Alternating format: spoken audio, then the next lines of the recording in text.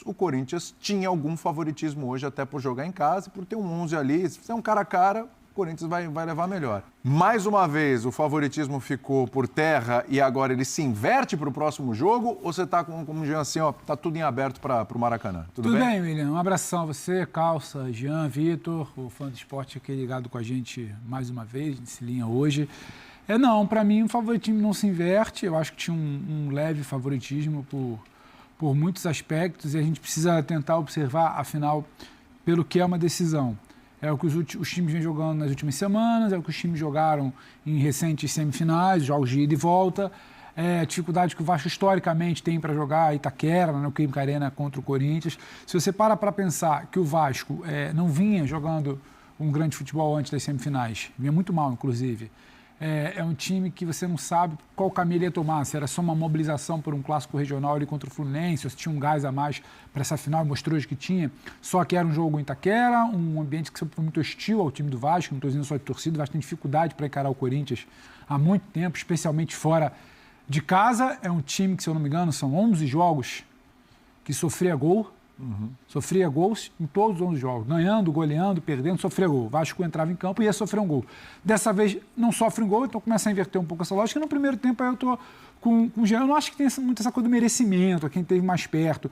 Só que dentro do que o Corinthians entra num jogo em casa eu acho que é para fazer vantagem. Quando você tem Garro, quando você tem Yuri, quando você tem Memphis, acho que você tenta conectar essas peças que já funcionaram muitas vezes bem dentro de casa. Essa proposta não funciona. Demora a entender como é que vai baixar alguém para sair, como é que vai apoiar. O Corinthians melhora até com a saída de um deles do meio para o final do segundo tempo. O Vasco não. O Vasco tenta tirar o jogo, tirar essas conexões desse trio, em algum momento tentar ser minimamente perigoso e chegar. Faltou concluir. Então, dentro das propostas, o Vasco se aproximou um pouco mais do que poderia ser um bom desenho de jogo. Ainda assim, não venceu. Agora, é aquela velha ladainha, né? Assinaria o empate? Acho que o torcedor do Vasco... Acho que sim, né? Preferia não perder e levar para a festa que a gente viu hoje. A gente deve ver, muito provavelmente, no domingo no Maracanã, ingressos esgotados. O Vasco forte em casa. A gente conversava aqui, eu com o Birne até fora do ar, porque antes de começar, tudo que esses times têm para oferecer nesse momento de temporada, pelo que não foi a temporada em muitos aspectos, não estamos falando de 2 grandes projetos de futebol que agora serão consolidados como um grande time. Não. O Vasco talvez tenha dificuldade de explicar como chegou ali, o Corinthians também, mas chegaram, tem mérito. E o que resta muitas vezes nesse momento é o Maracanã, é o só depender de si, é o poder fazer história que não tem há 14 anos, é muito mais a ver com isso do que exatamente com algum tipo de favoritismo por uma de ordem tática, técnica. O Vasco hoje conseguiu voltar bem para o Maracanã. Vai pegar o avião amanhã, hora do almoço, ele vai voltar bem para o Maracanã. Poderia até em algum momento ter finalizado melhor vencido? Sim. Favoritismo mudou de lado? Acho que não. Acho que é aberto, como achava que era aberto hoje, um pouquinho mais para o Corinthians, porque acho que teria a capacidade melhor de decidir, mas não vejo esse favoritismo, mas o Vasco volta em uma situação que poderia ser mais confortável, não foi pelo que o time fez. E é um pouco raro o Vasco fazer em Itaquera, fora de casa, contra o Corinthians. Eu concordo com tudo que o Pedro disse, concordo com a abertura dos colegas, mas importa ser campeão. É isso. Então, no final das contas, toda essa questão, o projeto, o jogo bem jogado, o porquê chegou a... Tudo isso, nesse momento, é assunto para depois do domingo. Porque nesse momento, para equipes que tiveram temporadas ruins e nem poderiam ter feito coisas muito diferentes por conta de seus problemas de administração, o que importa é quem vai dessas equipes que estão abaixo do seu potencial histórico e do tamanho que elas têm, quando a gente olha a qualidade de campo, qual delas vai terminar o ano feliz? Qual delas vai ser campeã? Hoje o Vasco fez um pouco mais que o Corinthians para isso, taticamente foi superior.